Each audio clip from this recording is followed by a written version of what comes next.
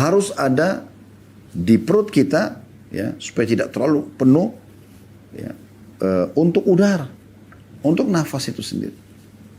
Dan orang yang bisa mengikuti ini dengan izin Allah SWT dijamin insya Allah sehat. Dia makan, dia minum, dan ini porsinya sama, begitu juga dengan nafas. Artinya Anda sendiri bisa mengontrol gitu kan. Bagaimana makanan tadi, kalau dia halalan, thayyibah, halal dibolehkan dan berkualitas serta sesuai dengan kebutuhan, maka insya Allah sudah cukup. Tinggal mengontrol nafsu mata dan nafsu lidah tadi yang selalu saja ingin, ya, terprogram untuk selalu menambah, selalu makan banyak, ya. Seakan-akan itu sebuah prestasi yang besar, padahal sebenarnya bukan. Itu adalah satu hal yang mengganggu nanti Anda ke depannya, gitu kan? Kemudian juga di sini kita bisa lihat dari sabda Nabi SAW ini luar biasa ya. Kalau kita ada di sini berarti thuluthu li ta'ami wa thuluthu li syarabihi, sepertiga untuk makanan dan sepertiga untuk minuman, berarti juga kita dianjurkan banyak minum. Dan ini memang anjuran para tim medis di zaman kita sekarang. Memperbanyak minum ya. 2 liter, 2 liter setengah, 3 liter kita disuruh minum dalam sehari gitu. Di sini sabda Nabi SAW berarti kalau kita makan ya sebesar sepertiga porsi, maka sepertiga porsi yang lain minuman gitu. Dan minum ini juga kembali kepada hal yang sama, halal, thayyib, halal dan berkualitas juga sesuai dengan kebutuhan.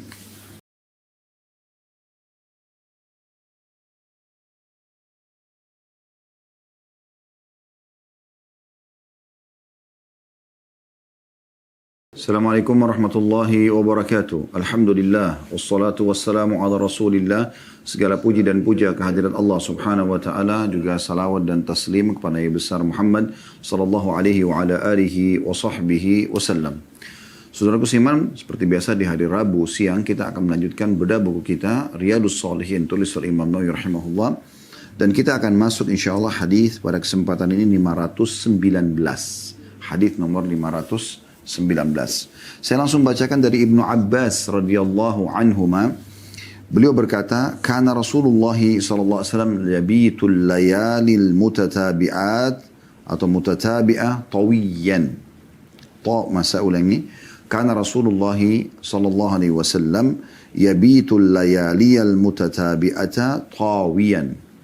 Wa ahluhu la yajiduna asha'an wa kana aktsaru khubsihim khubs asy-sya'ir. Artinya, Rasulullah sallallahu alaihi wasallam pernah melewati beberapa malam berturut-turut dalam keadaan perut kosong. Dan keluarganya tidak mendapatkan apa-apa untuk makan malam. Dan roti yang sering mereka makan adalah roti jawawut. Hadis ini diriwayatkan Tirmidzi. Beliau berkata, hadis ini hasan sahih. Baik, kita langsung seperti biasa teman-teman sekalian coba mengambil dan mengorek mutiara yang bisa kita ambil dari hadis ini. Yang pertama adalah dari hadis ini, dari riwayat Ibnu Abbas radhiyallahu anhu ini, kita bisa mengambil pelajaran bahwasanya Nabi SAW ya, pernah melewatin masa-masa di mana beliau tidak punya makanan di malam hari.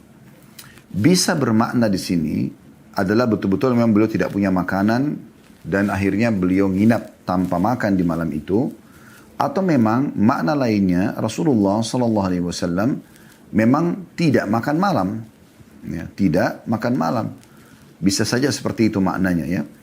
Tapi di sini secara zahir riwayat menjelaskan kalau Nabi SAW ya pernah melewatin malam-malam berturut-turut berlalu dalam kondisi perut beliau kosong, ya.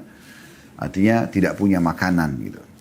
Tapi kalau kita mau masuk ke makna yang kedua, Allahu a'lam, itu sepertinya lebih menjaga adab kepada Nabi SAW. Karena kita mengatakan bahwasanya ya ini adalah pola yang Nabi SAW terapkan dengan tidak makan di malam hari dalam kondisi mengosongkan perut. Kalau kita pertemukan dengan ilmu di masa kita sekarang dengan alam medis ya, maka memang ada anjuran untuk tidak memakan makanan-makanan berat di malam hari ya. Dan ini tidak lebih dari jam 6 sore misalnya. Ini bisa bermakna ke situ ya. Kemudian yang kedua dikatakan dan keluarganya tidak mendapatkan apa-apa untuk makan malam. Artinya, atau ini masuk dalam makna itu ya, Maksudnya masuk dalam makna yang pertama. Makna yang kedua yang kita bisa ambil dari hadis ini, dan roti yang sering mereka makan adalah roti jawawut atau roti dari gandum. Ya. Ini juga sama, ya. Kalau kita lihat bahwasanya informasi tentang Nabi SAW pernah melewati malam-malam, dan ini bukan tentu setiap malam, gitu kan? Pernah melewati malam-malam di mana memang beliau tidak ada makanan, ya, atau tidak makan bersama juga dengan para keluarga beliau atau istri beliau. Kemudian juga Nabi SAW di sini disebutkan makanan yang paling sering dimakan adalah roti gandum. Allahu alam, kami melihat roti gandum kita tahu sekarang adalah roti yang sehat, ya. Jauh adalah dari gandum di sini, atau bahasa Arabnya syair, ya. Itu sangat baik, sangat sehat, gitu. Ya. Bisa saja ini bermakna memang memaknakan kesederhanaan, atau memang memaknakan Nabi SAW ingin pesan sampai kepada umatnya kalau makanan ini termasuk makanan yang baik untuk dikonsumsi. Ya. Kita langsung masuk hadis selanjutnya, nomor 520, yang berbunyi dari Fadl bin Ubaid radhiyallahu anhu, anna Rasulullah sallallahu alaihi wasallam kana idza shalla bin nasi yakhirru rijalun min qamatihim fi as-salati min al-khasasa wa hum ashabus suffa hatta yaqula al-a'rab haula'i majanin. فإذا صلى رسول الله صلى الله عليه وسلم انصرف إليهم فقال لو تعلمون ما لكم عند الله تعالى لأحببتم أن تزدادوا فاقة وحاجة. Artinya bahwa Rasulullah sallallahu alaihi wasallam mengimami salat, atau bahwa apabila Rasulullah sallallahu alaihi wasallam mengimami salat, beberapa orang jatuh tersungkur dalam salatnya karena kelaparan yang berat. Mereka adalah ahli suffah.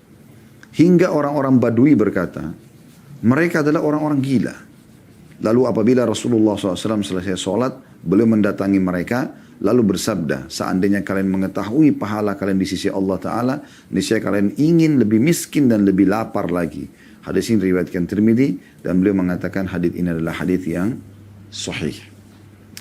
Baik, dari hadis ini, teman-teman sekalian, kita ambil pelajaran. Yang pertama, ya, adalah bagaimana keutamaan secara khusus bagi orang yang diuji oleh Allah Subhanahu wa taala dalam hadis ini adalah kelaparan, ya. Kemudian dia bersabar.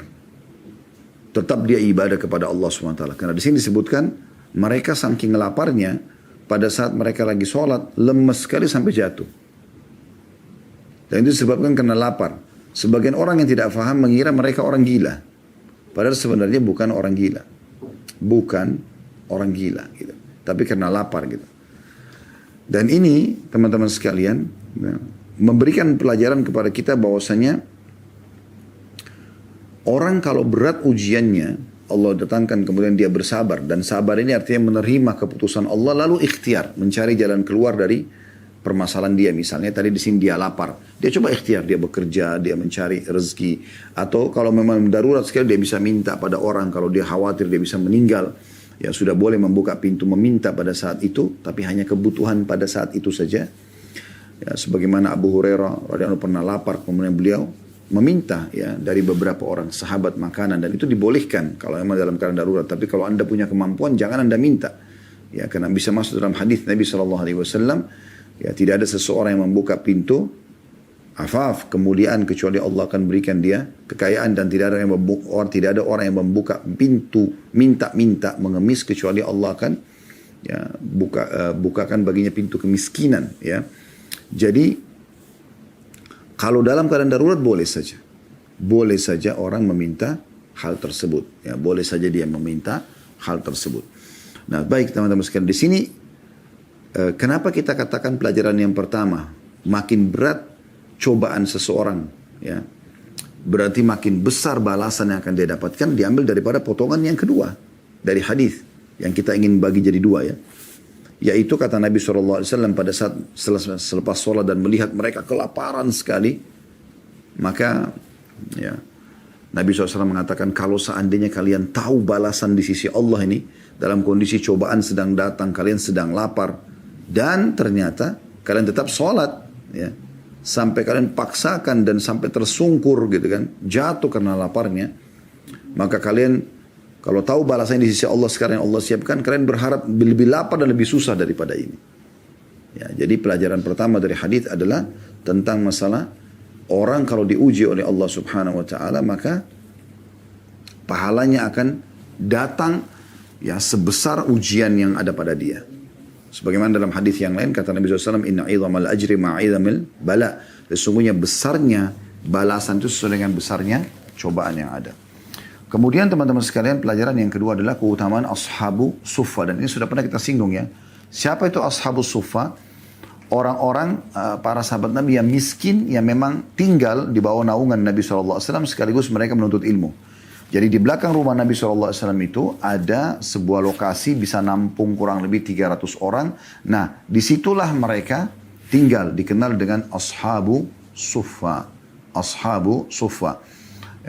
Dan mereka ini memang tiap hari hidupnya melalui Nabi SAW. Dan juga dari orang-orang yang mau bersedekah. Ada di antara sahabat-sahabat memang yang mau bersedekah. Mereka datang, mereka membawa makanan dan sedekah mereka ke orang-orang miskin ini. Jadi sudah ada tempatnya gitu, ditampung. Ya. Kemudian pelajaran yang ketiga, suatu amalan yang baik sekali. Kalau ada seseorang yang Allah lapangkan bagi dia rezeki, maka dia menyiapkan wadah ya, dan memenuhi kebutuhan orang-orang miskin. Nah, sebagaimana sabda Nabi SAW dalam hadis lain, As-sa'i alal armala wal masakin kan mujahid fisabilillah. Orang yang sengaja mencari dan memenuhi kebutuhan para janda dan orang-orang miskin, maka dia seperti orang yang berjihad di jalan Allah. Ya, tentu di sini dalam makna positifnya. Dia mencari janda ini bukan mencari untuk melakukan kemaksiatan, tapi maksudnya memang orang-orang yang susah. Tidak ada penaungnya, punya anak beberapa orang, kumpulin makanan dari sampah.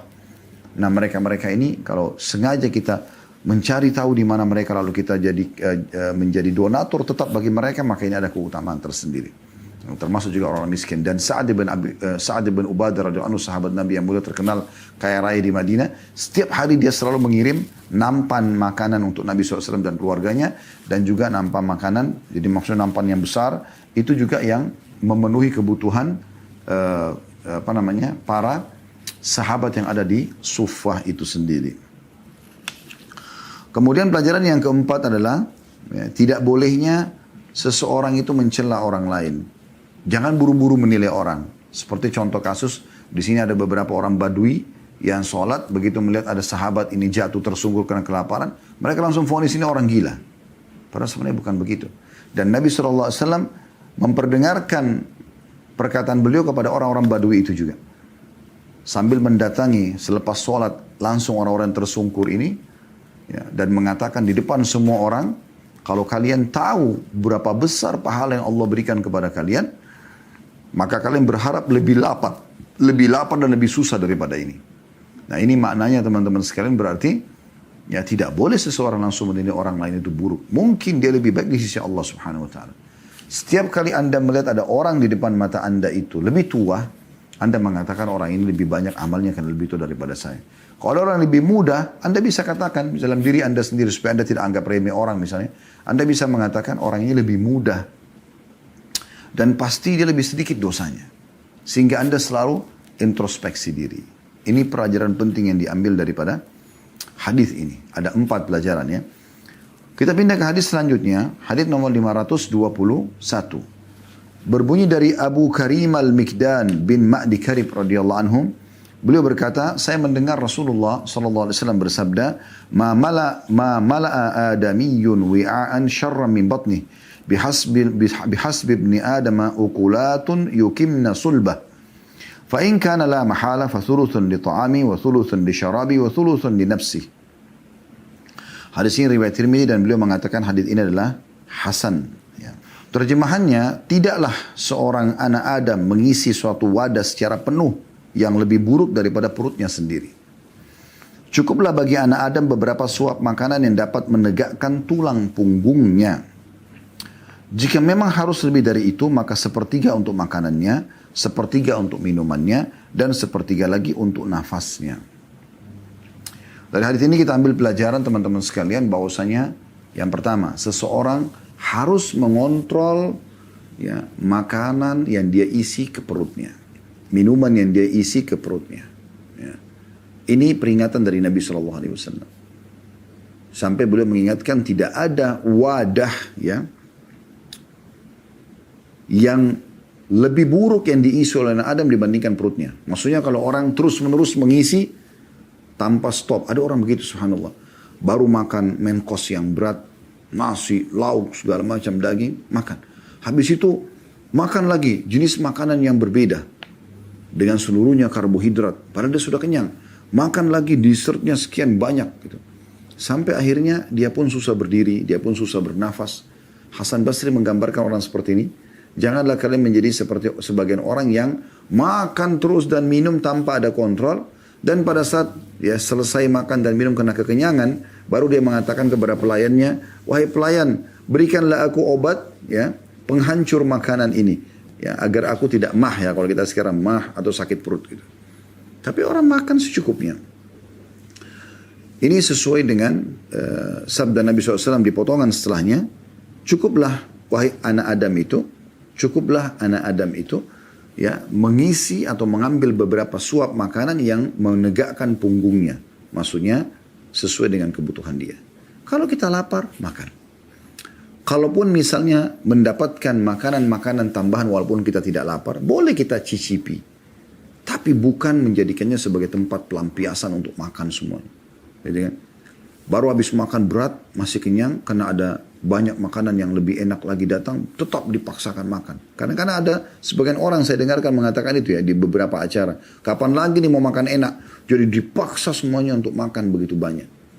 Bahkan yang unik kadang-kadang ada dibuat, tapi saya belum lihat insya Allah di Indonesia. Saya lihat di beberapa cuplikan di Barat itu, mereka ada pertandingan makan sebanyak mungkin.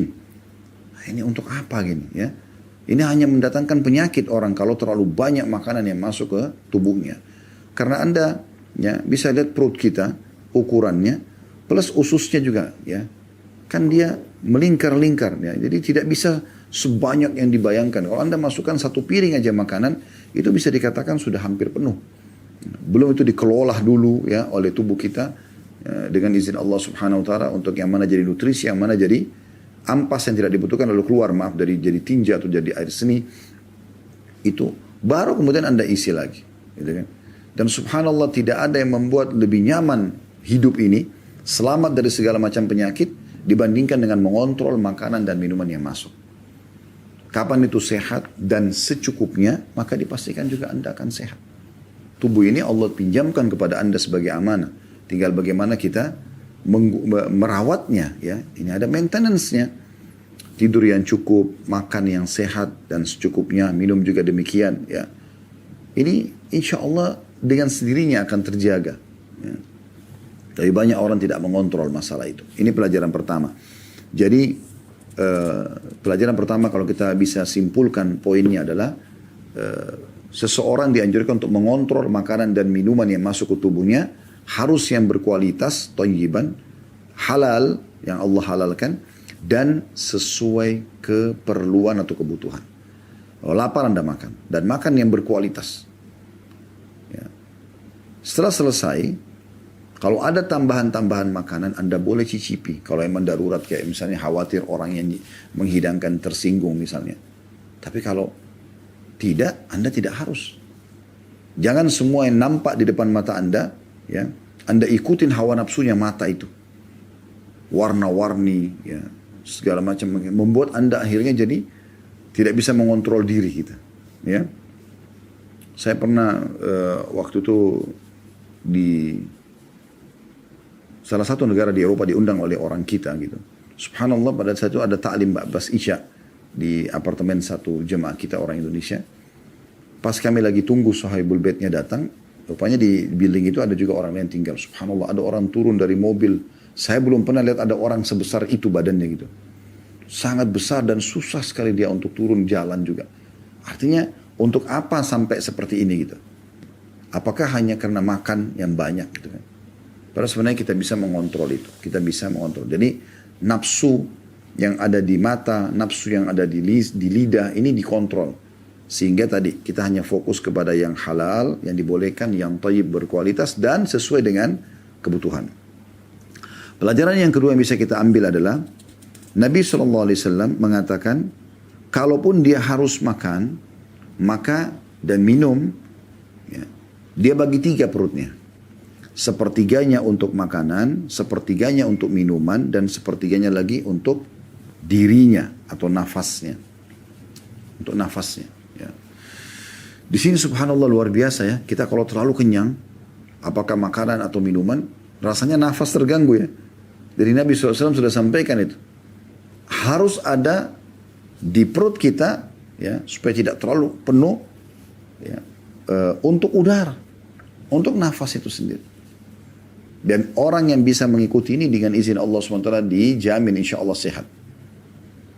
Dia makan, dia minum, dan ini porsinya sama, begitu juga dengan nafas. Artinya Anda sendiri bisa mengontrol gitu kan. Bagaimana makanan tadi, kalau dia halalan, thayyibah, halal dibolehkan dan berkualitas serta sesuai dengan kebutuhan, maka insya Allah sudah cukup. Tinggal mengontrol nafsu mata dan nafsu lidah tadi yang selalu saja ingin, ya, terprogram untuk selalu menambah, selalu makan banyak, ya. Seakan-akan itu sebuah prestasi yang besar, padahal sebenarnya bukan. Itu adalah satu hal yang mengganggu nanti Anda ke depannya, gitu kan? Kemudian juga di sini kita bisa lihat dari sabda Nabi SAW ini luar biasa ya. Kalau kita ada di sini berarti thuluthu li ta'ami wa thuluthu li syarabihi, sepertiga untuk makan dan sepertiga untuk minuman. Berarti juga kita dianjurkan banyak minum. Dan ini memang anjuran para tim medis di zaman kita sekarang. Memperbanyak minum ya. 2 liter, 2 liter setengah, 3 liter. Kita disuruh minum dalam sehari gitu. Di sini sabda Nabi SAW berarti kalau kita makan ya sebesar sepertiga porsi, maka sepertiga porsi yang lain minuman gitu. Dan minum ini juga kembali kepada hal yang sama, halal, thayyib, halal dan berkualitas juga sesuai dengan kebutuhan. Nah ini hadis yang mulia yang bisa kita ambil pelajaran darinya.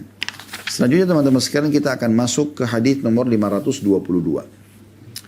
Yang berbunyi dari Abu Umamah Iyas bin Tha'lab al-Ansari al-Harithi radhiyallahu anhu, beliau berkata, ذكر أصحاب رسول الله صلى الله عليه وسلم يوما عنده الدنيا فقال رسول الله صلى الله عليه وسلم ألا تسمعون إن البذاذة من الإيمان إن البذاذة من الإيمان يعني التكحل. Pada suatu hari para sahabat Nabi atau para sahabat Rasulullah SAW berbicara tentang dunia di sisi beliau. Maka beliau bersabda, tidakkah kalian mendengar? Tidakkah kalian mendengar? 2 kali Nabi SAW ucapkan ini sambil ada tanda tanya di sini ya. Sesungguhnya kesederhanaan itu bagian daripada iman.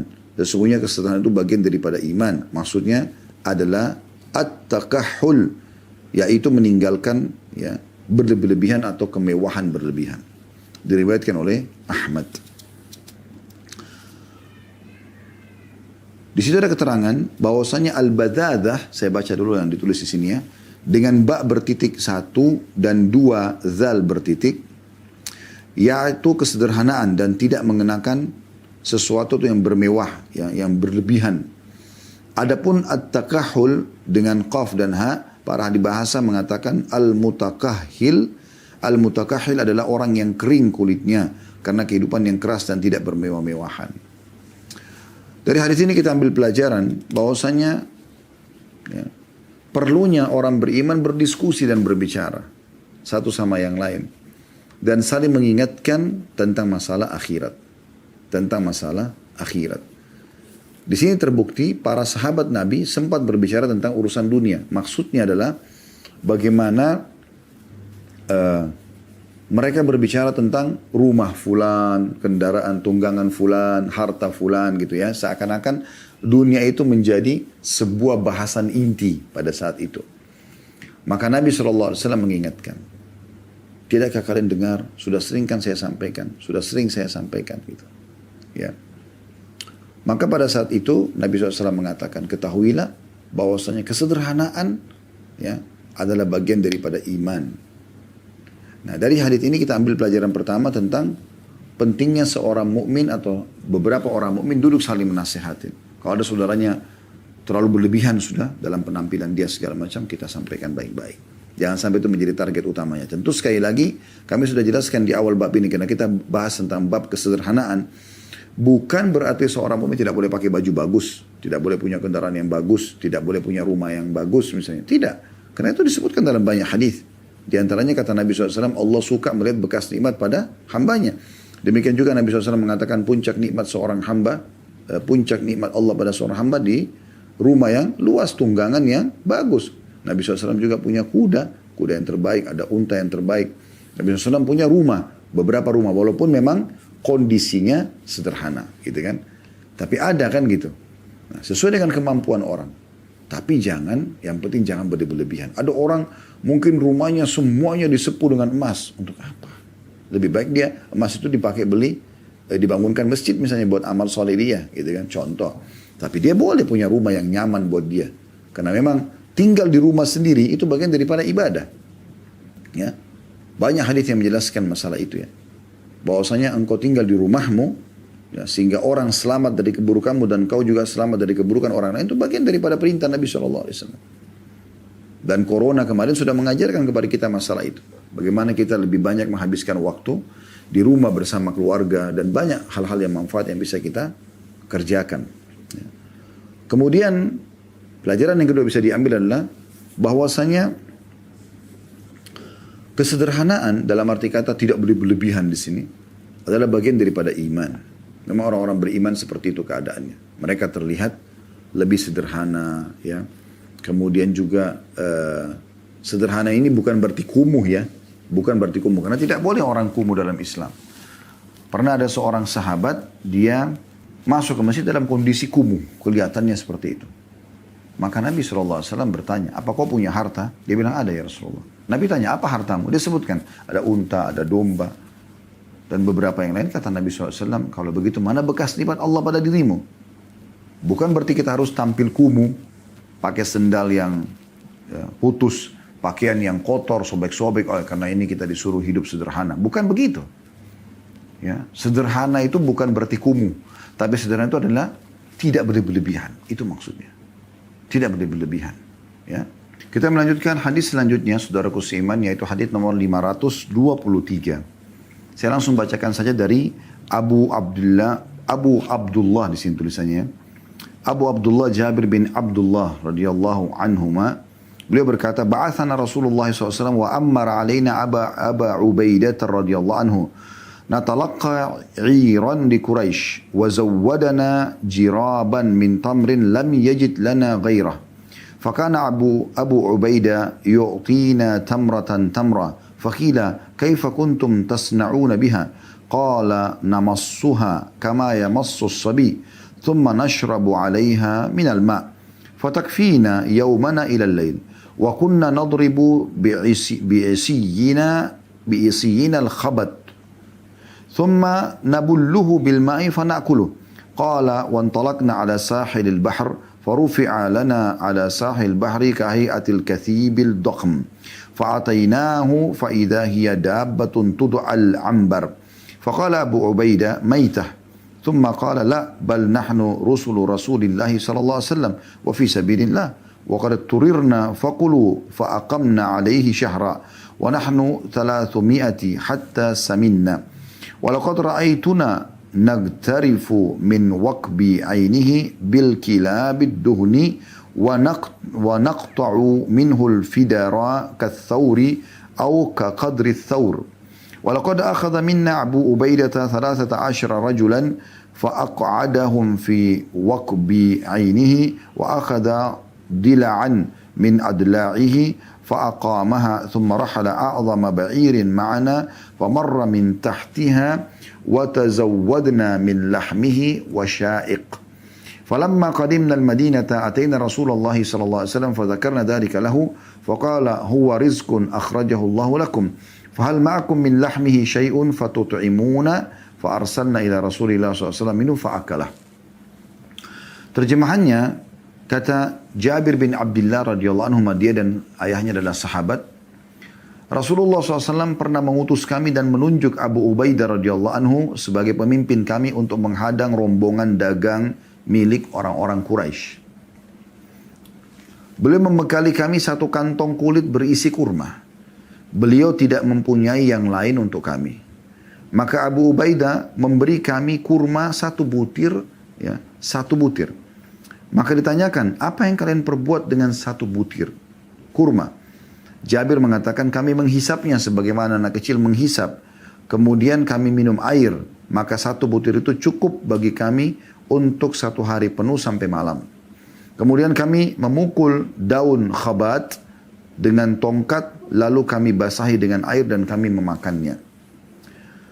Jabir berkata, jadi sampai sini saya berhenti dulu ya paragraf ini. Kita langsung saja masuk dan mengambil pelajaran karena riwayatnya cukup panjang.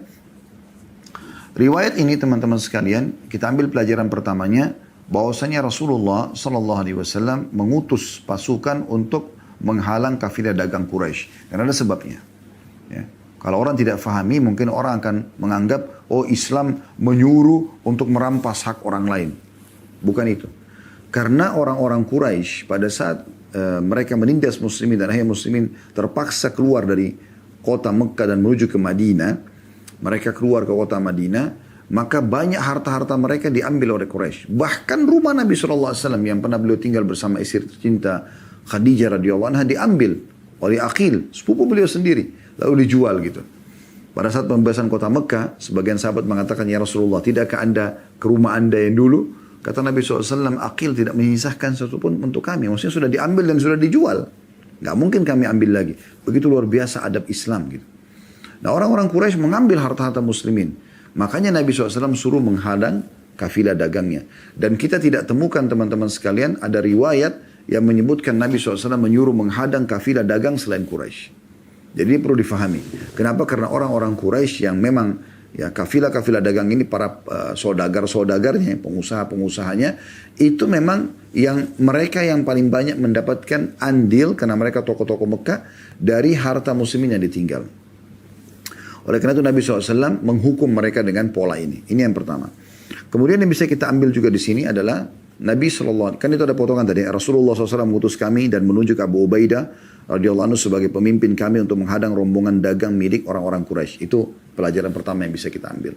Jadi penyerangan terhadap kafilah dagang Quraisy karena memang mereka melakukan perampasan terhadap harta muslimin di Mekah gitu ya. Kemudian pelajaran yang lain di sini adalah perlunya memilih pemimpin yang tepat dalam satu misi.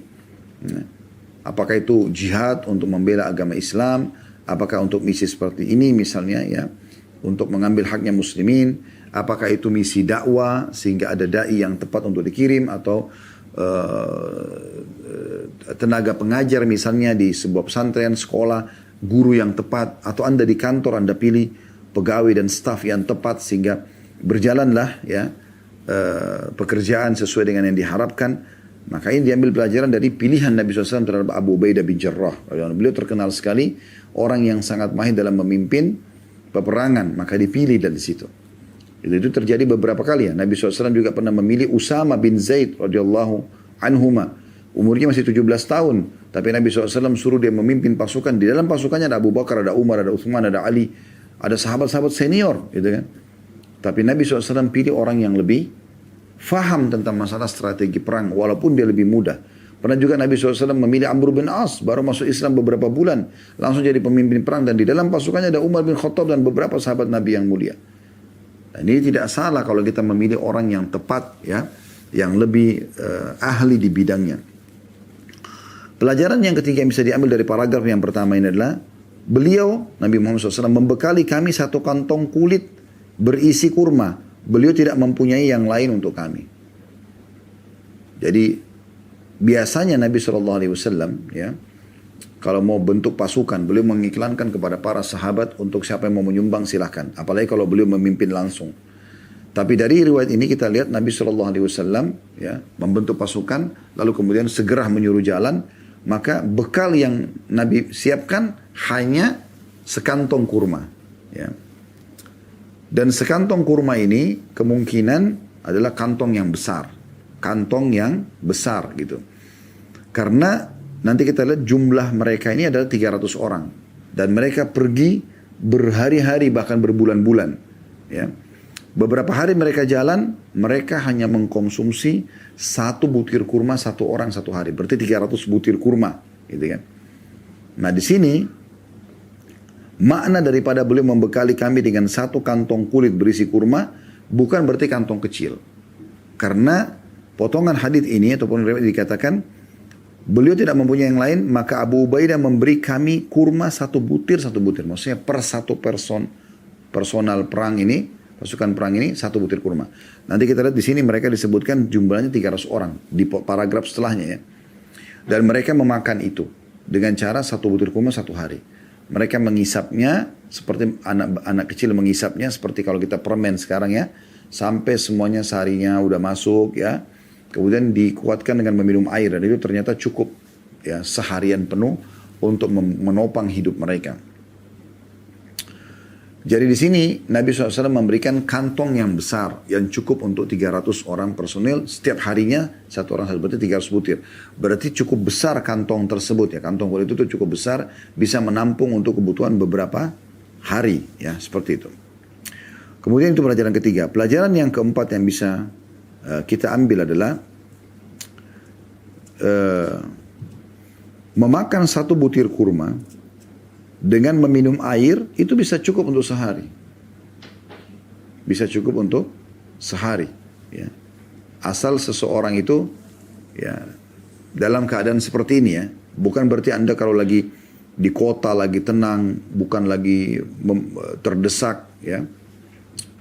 Terus Anda paksakan makan cuma satu butir kurma, mungkin Anda akan kelaparan.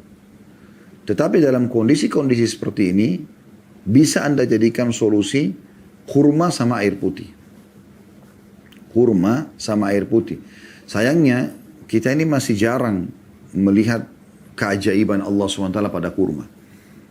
Kenapa kita pada saat buka puasa, di saat kita sudah seharian penuh puasa, anjuran pertama adalah makan kurma. Bahkan kurma lebih dulu daripada air putih. Begitu disebutkan dalam riwayat.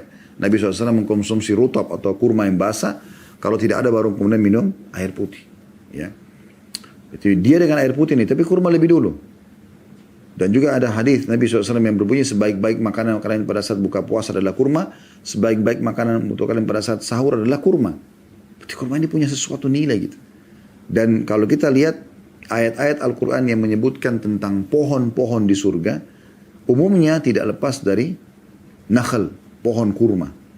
Pohon kurma. Di surga pun ada kurma gitu. Ya. Walaupun tentu beda rasa, beda rupa ya. Cuma sama nama saja. Karena disebutkan dalam beberapa riwayat kurma di surga itu satu buahnya seperti tempayan, satu buahnya gitu kan. Lebih putih daripada susu, lebih manis daripada madu dan lebih lembut daripada buih. Beda tapi namanya kurma. Cuma kurma ada gitu kan. Kurma ada. Waktu Maryam alaihissalam mau melahirkan dan beliau lemah di bawah sebuah pohon kurma. Allah SWT mengatakan wahuzzi ilaiki bijaz'in nakhlati tusaqit alaiki rutuban janiyya. Faquli washrabi. Ya. Al-ayat artinya hai Maryam, goncangkanlah pohon kurma yang ada di sebelahmu yang kau bersandar, maka akan jatuh kepadamu rutab, kurma yang matang, gitu kan. Maka makan dan minumlah. Jadi disuruh makan kurma itu dengan minum. Padahal wanita pada saat mau melahirkan ini butuh energi kan. Gitu. Tapi kurma sama air putih. Fakuli washrabi. Makan dan minumlah. Itu yang Allah siapkan buat Maryam. Padahal sebenarnya Allah bisa siapkan buat Maryam alaihissalam di saat itu. Makanan langsung siap saji. Ya. Bukankah Maryam alaihissalam dalam surah Imran digambarkan waktu Nabi Zakaria masuk ke dalam ruangannya, di kamarnya. Ditemukan ada makanan. Sebagian ahli tafsir mengatakan ada buah-buahan yang tidak ada di Palestina pada saat itu. Apa kata Zakaria alaihissalam? Ya Maryam anna laki hadha. Wahai Maryam, dari mana kau dapatkan ini? Tidak ada di Palestina buah-buahan ini. Unik gitu. Di mihrabnya, di tempat dia sholat gitu. Maka apa kata Maryam? Qalat huwa min indillah. Inna Allah yarzuqu ma yasha' bighairi hisab. Inna Allah yarzuqu ma yasha' bighairi hisab. Ini dari sisi Allah. Allah memberikan rezeki kepada siapapun yang dia inginkan tanpa ada hitungannya. Berarti Allah bisa memberikan makanan jadi. Bukankah surah Al-Ma'idah dalam Al-Quran surah nomor 5. Al-Ma'idah artinya makanan sajian ya. Yang turun dari langit, dari surga yang sudah jadi. Yang dimakan oleh Isa AS dengan hawariyun, orang-orang yang menjadi persahabat setianya. Untuk untuk menguatkan keimanan mereka. Itulah Ma'idah ya. Makanya di akhir surah Al-Ma'idah Nabi Isa mengatakan Allahumma anzil aina ma'idatan minas sama' ya. Ya Allah turunkanlah makanan yang jadi siap saji buat kami dari langit. Dan Allah turunkan. Makanya dikekalkan surah Al-Ma'idah. Berarti bisa kan? Tapi Allah subhanahu wa ta'ala memberikan pelajaran kepada kita. Maryam yang begitu butuh energi dan mau melahirkan ini. Tanpa ada orang yang bantu lagi gitu kan. Disuruh konsumsi kurma sama air putih. Air. Ya. Kurma ini luar biasa gitu. Jadi kalau bisa kita jadikan sebagai makanan sehari-hari. Dan bukan karena Nabi SAW mengatakan siapa yang mengkonsumsi ajwa Madinah. Ya. Dalam riwayat lain awali. Ya. Wilayah awal di Madinah. 7 butir di pagi hari tidak akan pernah dikena oleh ya, racun dan sihir. Corona ini, ya, sihir, kejahatan orang-orang yang hasad dan tidak suka sama kita, hilang dengan makan 7 butir kurma di pagi hari. Coba. Kenapa luput dari kita? Ini pelajaran penting ini. Dan ternyata di sini ada metode yang diajarkan dengan cara diisap kurma itu. Jadi bukan buru-buru dihabisin, ya, dimakan, diisap, dinikmati kurma itu. Ini pelajaran yang keempat yang bisa kita ambil gitu. Kemudian kita lanjutkan paragraf selanjutnya. Ya. Jabir berkata, dan kami melintas di pinggir pantai. Tiba-tiba di tepi laut ada sebuah gundukan seperti gundukan pasir yang besar. Kami segera menghampirinya, ternyata itu adalah ikan laut besar yang disebut dengan ambar. Maka Abu Ubaidah berkata, itu adalah bangkai. Kemudian dia berkata lagi, tidak, kita adalah utusan Rasulullah SAW dan berjuang di jalan Allah dan kalian dalam keadaan terpaksa. Maka makanlah. Maka kami bertahan di situ selama 1 bulan. Dan jumlah kami sebanyak 300. Nah ini perhatikan, jumlah yang disebutkan ya, 300 orang. Dan jumlah kami adalah 300 orang. Sampai kami menjadi gemuk. Saya masih ingat waktu kami mengambil lemak dari kelopak mata ikan itu dengan beberapa timba besar. Lalu kami memotongnya beberapa potong sebesar lembu. Dan seukuran lembu. Abu Ubaidah telah mengambil 13 orang dari kami lalu mendudukkan mereka dalam kelopak mata ikan itu. Dia juga mengambil 1 tulang rusuknya lalu dia menegakkannya. Setelah itu ia memakaikan pelana pada seekor unta kami yang terbesar. Ternyata unta itu berjalan di bawah lengkungan tulang rusuk itu. Dan kami berbekal dengan dagingnya dalam bentuk potongan-potongan yang didendeng. Sampai sini kita jelaskan dulu. Ya, kita ambil pelajaran, tadi sudah ada 4 pelajaran dari potongan paragraf pertama.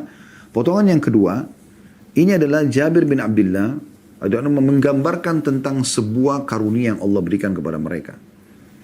Waktu mereka sudah kehabisan bekal kurma tadi yang cuma 1 butir 1 hari, Allah subhanahu wa ta'ala memudahkan mereka pada saat mau menuju menahan kafilah dagang Quraisy ini, ya, di lokasi itu melewati pinggir laut dan mereka menemukan ada bangkai ikan.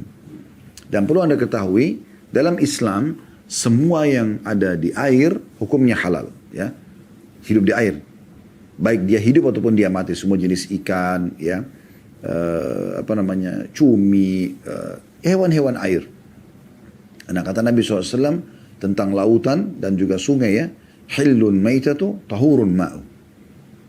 Bangkainya halal dan juga airnya suci. Airnya suci, ya. Jadi di sini ikan itu halal, gitu kan? Walaupun jadi bangkai. Cuma di sini Jabir menggambarkan bagaimana besarnya ikan tersebut. Jadi kita lihat pelajaran pertama yang kita bisa ambil dari paragraf kedua, berarti sudah pelajaran yang kelima, ya, kalau kita gabungkan dengan paragraf pertama tadi, ya. Paragraf kedua ini memberikan pelajaran pertama kita, berarti pelajaran kelima kalau digabung dengan paragraf yang pertama, yaitu tentang halalnya bangkai ikan. Pelajaran yang keenam yang bisa kita ambil kalau digabung kedua paragraf ini, yaitu bagaimana, ya, besarnya ikan ini yang Allah berikan. Ini karunia dari Allah SWT untuk para mujahidin itu.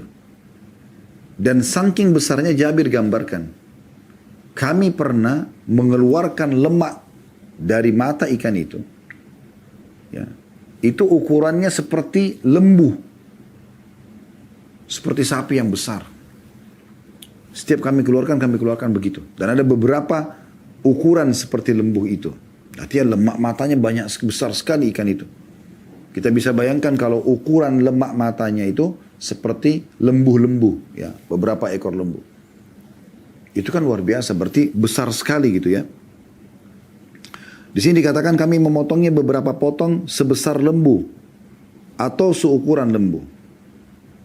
Artinya dia beberapa potong itu ada beberapa lemak ini yang seperti lembu itu. Jadi besar sekali matanya gitu. Kalau 3 ekor lembu saya sudah besar sekali lingkaran mata ikan itu ya. Kemudian Abu Ubaidah juga menyuruh 13 orang dari kami setelah lemak itu dikeluarkan semua dari matanya tinggal tulangnya saja. Suruh masuk itu dan bisa masuk 13 orang itu. Ke dalam lingkaran matanya saja saking besarnya gitu ikan itu. Kemudian Abu Ubaidah untuk menunjukkan kebesaran Allah Subhanahu wa taala dalam ciptaannya ini juga mengambil satu tulang rusuknya ikan itu kemudian dilengkungin ya. Lalu disuruh unta yang paling besar di situ untuk melewatin di situ. Dikatakan sini dia juga mengambil satu tulang rusuknya lalu dia menegakkannya. Setelah itu ia memakaikan pelana pada seekor unta kami yang terbesar atau unta itu berjalan di bawah lengkungan tulang rusuk itu. Ya.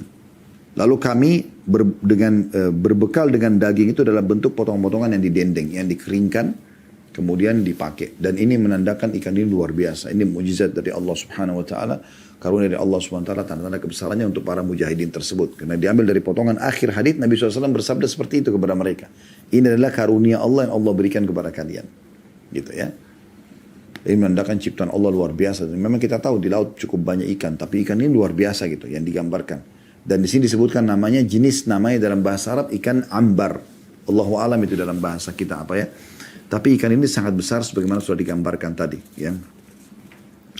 Baik, itu pelajaran yang bisa kita ambil di sini ada 2 dari paragraf yang kedua ya. Kemudian paragraf yang ketiga, tak kala kami sampai di Madinah, kami mendatangi Rasulullah SAW dan kami melaporkan hal itu kepada beliau. Kejadian tentang penemuan ikan itu. Dan dia juga tadi tambahannya, saking besarnya ikan itu di paragraf kedua tadi sampai mereka bisa duduk di situ 1 bulan. Dan daging ikan itu belum habis gitu. 300 orang makan setiap hari. Ini luar biasa gitu. Paragraf ketiga, tak kala kami sampai di Madinah, kami mendatangi Rasulullah SAW dan kami melaporkan hal itu kepada beliau. Maka beliau bersabda, itu adalah rezeki yang dikeluarkan oleh Allah untuk kalian. Apakah masih tersisa dari daging yang bisa kalian berikan kepada kami? Maka kami mengirimkan sebagiannya kepada Rasulullah SAW dan beliau memakannya. Ini menandakan teman-teman sekalian bahwasanya bangkai laut itu halal dan sebagaimana kami bahasakan. Dan untuk mengeluarkan itu Nabi SAW tanya. Ya. Nabi mengatakan ada tersisa nggak? Ada yang bawa pulang lagi nggak ke Madinah? Padahal ini pada saat itu mereka tinggal sebulan di sana ya. Sambil menghadang kafilah Quraisy. Setelah itu mereka pulang membawa lagi bekal beberapa hari lagi ke kota Madinah gitu. Nah mereka bawa bekal itu pulang ke Madinah dan Nabi SAW juga meminta memakannya. Dan ini menguatkan hukum tentang bangkai laut itu atau air itu halal. Itu maksudnya adalah hewan air ya. Dari paragraf ketiga kita ambil pelajaran yang ke-8 dari total semua paragraf ini. Dan pelajaran pertama di paragraf ketiga ini adalah bagaimana Nabi SAW memastikan itu memang rezeki dari Allah untuk kalian. Ini menandakan memang Allah akan memberikan rezeki para mujahidin. Sebagaimana dalam hadis yang lain, 3 orang pasti Allah akan berikan ya, rezeki. Yaitu yang budak yang membebaskan dirinya, ya, kemudian dia cicil dirinya pada majikannya, mujahid, dan juga orang yang menikah karena meninggalkan hal yang haram gitu. Kemudian pelajaran yang terakhir, yang kedua dari paragraf ini, ya, dan ini pelajaran yang ke-9 dari hadis adalah bagaimana Nabi SAW juga memastikan hukum kehalalan tentang masalah makanan atau hewan air itu sampai beliau meminta sebagian. Ya, dan ini boleh saja memintanya karena ini bukan mengemis ya, tapi karena ini tanda-tanda kebesaran Allah Subhanahu wa taala, maka Nabi SAW juga ingin mengkonsumsinya.